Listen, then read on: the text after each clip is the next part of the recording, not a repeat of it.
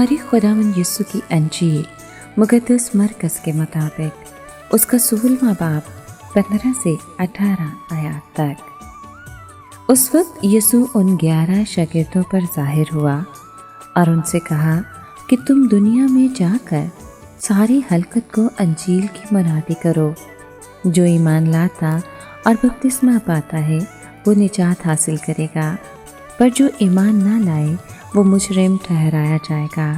और जो ईमान लाएंगे उनके साथ ये निशान होंगे, वो मेरे नाम से बदरूहों को निकाल देंगे, वो नई ज़ुबानें बोलेंगे, वो सांपों को उठा लेंगे, और अगर कोई मोहलिक शय पिएंगे तो उनके लिए ज़रा रिसा ना होगी। वो बीमारों पर हाथ रखेंगे तो वो शिफा पाएंगे।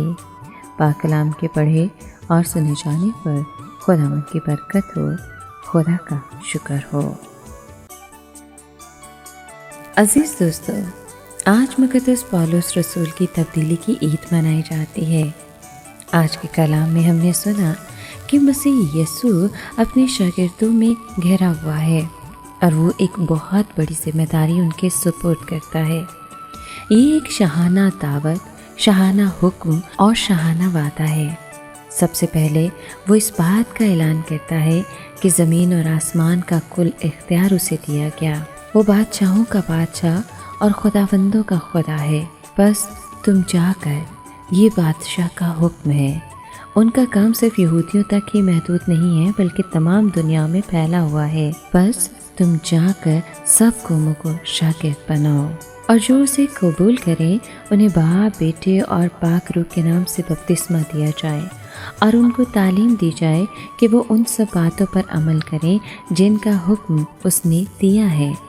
हम सब इस हुक्म और जिम्मेदारी को पूरा करने में किस कदर अपना किरदार अदा कर रहे हैं। इस दुनिया में बेशुमार लोग ऐसे हैं जिन्होंने अभी तक निजात दहिंदा के नाम को नहीं सुना है। अपने मकसद की तकमील और अपने शागिर्दों की हौसला अफजाई के लिए मसीह ने वादा किया कि वो हमेशा उनके साथ रहेगा। आइए हम भी खुदावंद यीशु के लोगों के पास जाएं और उन्हें निजात की खुशखबरी सुनाएं।